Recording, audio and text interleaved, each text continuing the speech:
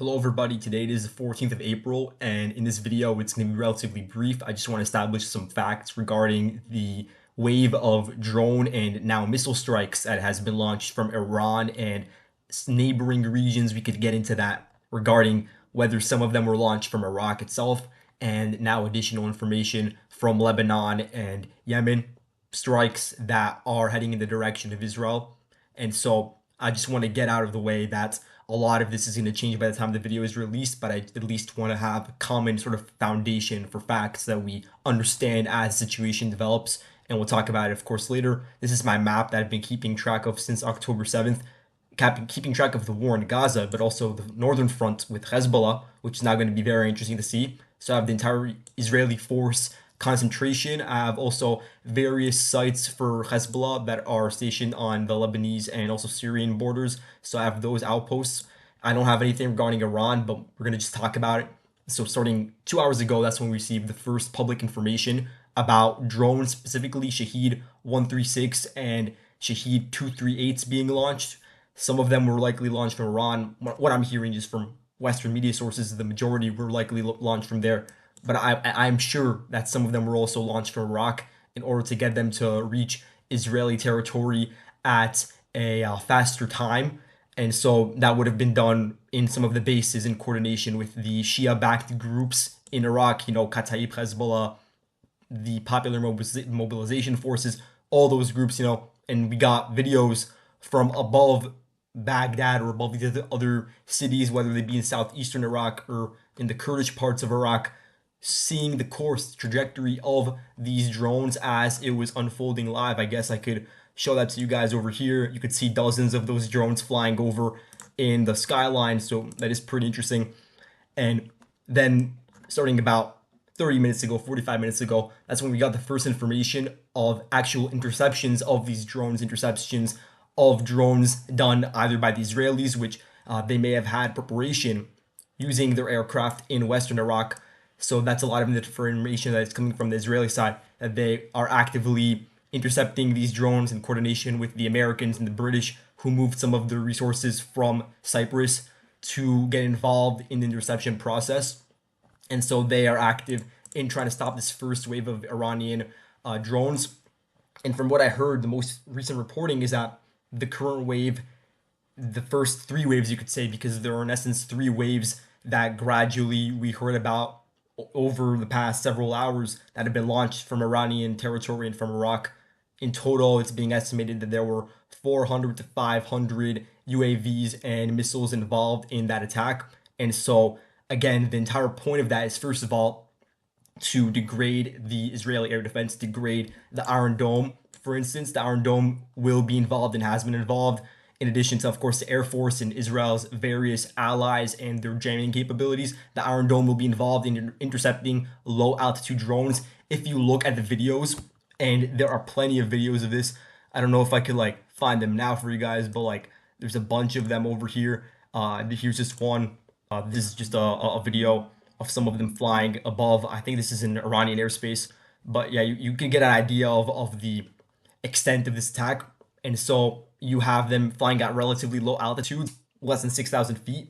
And that's something that's more suited for the Iron Dome versus other Israeli air defense systems like David Sling or Arrows 2 or 3s that are for longer range, higher altitude targets. Maybe that could be for ballistic missiles or cruise missiles. Those particular systems, the Arrows or David Slings or the Barak 8, which the Barak 8 is an Israeli air defense system that is very versatile and deals with a whole host of targets. But again, I'm saying primarily Iron Dome. And so the point would be to degrade the Israeli air defense and also to time that attack with the drones in conjunction with potentially strikes with ballistic missiles, which is the information we're getting now. Information that the Iranians very recently, past 20 minutes, launched ballistic missiles from their territory towards Israel, and who knows, maybe also from Iraq. And we also have information from Yemen coming out at the same time. And so the coordination would be interesting because now we're starting to see information of the drones getting into Syrian airspace, some being targeted by Israeli or maybe it's American. We don't exactly know at the moment, but by those aerial resources that are located in Jordan, that are flying over Iraq, flying over Syria, targeting these Iranian drones. And so they're getting near the Israeli border. And it would make a lot of sense for Iran to time the launching of the drones in order for them to reach Israel at the same time that they launch their ballistic missiles. And the ballistic missiles, they could take 12 minutes to stop. Maybe it takes more or less, depending on the location. But it would be synchronized in a way where they would target Israel in their air defense at the same time. And that way, Israel would be really at a crossroads. It would be more difficult to target every single one of those threats at the same time. And really, to further compound the issue, we have here the initial reports that Hezbollah has launched dozens of rockets, and that's not out of the norm because Hezbollah really since October has been firing dozens of rockets on a daily basis near these border communities, but it's all part of the larger coordination between these Iranian proxies to degrade the air defense. In this case, whenever Hezbollah is launching these shorter range rockets, unguided rockets, it's usually the Tamir interceptors from the Iron Dome that are stopping them. And so there was reports of a red alert, so firing on the village of Snir, and so that's pretty close to the border. And we'll have to see how that develops over the course of the night.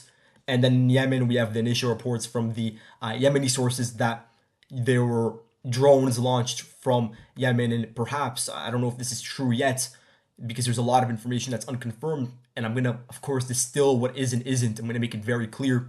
But in this case, it's still unclear whether ballistic missiles were launched from Yemen, but it would make sense for there to be that close coordination, especially as now the Iranian missiles are getting closer for the Yemen, or the Houthis in this case, to also begin their participation in these attacks.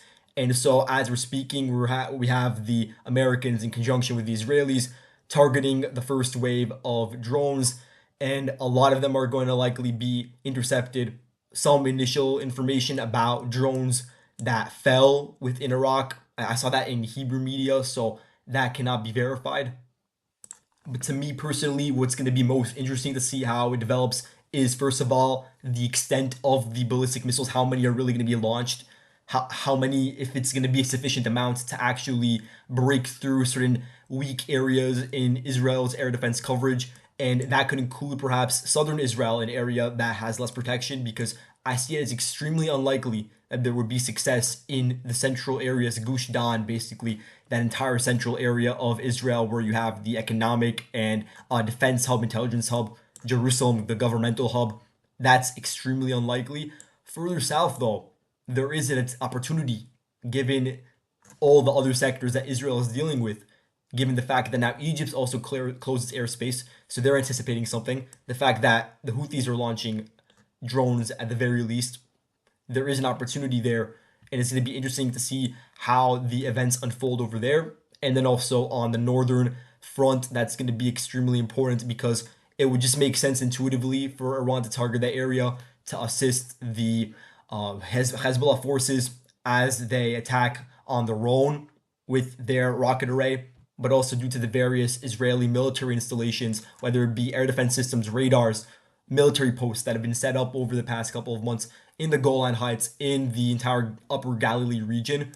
And then a bit further south, of course, you have some interesting Israeli bases that are located on the coast over here around Haifa. Like, you have some oil refineries, you have an air base that's pretty well known around here. So there are a whole host of targets to just look out for that we will get information about in the coming, I could say minutes sometimes, but more broadly hours.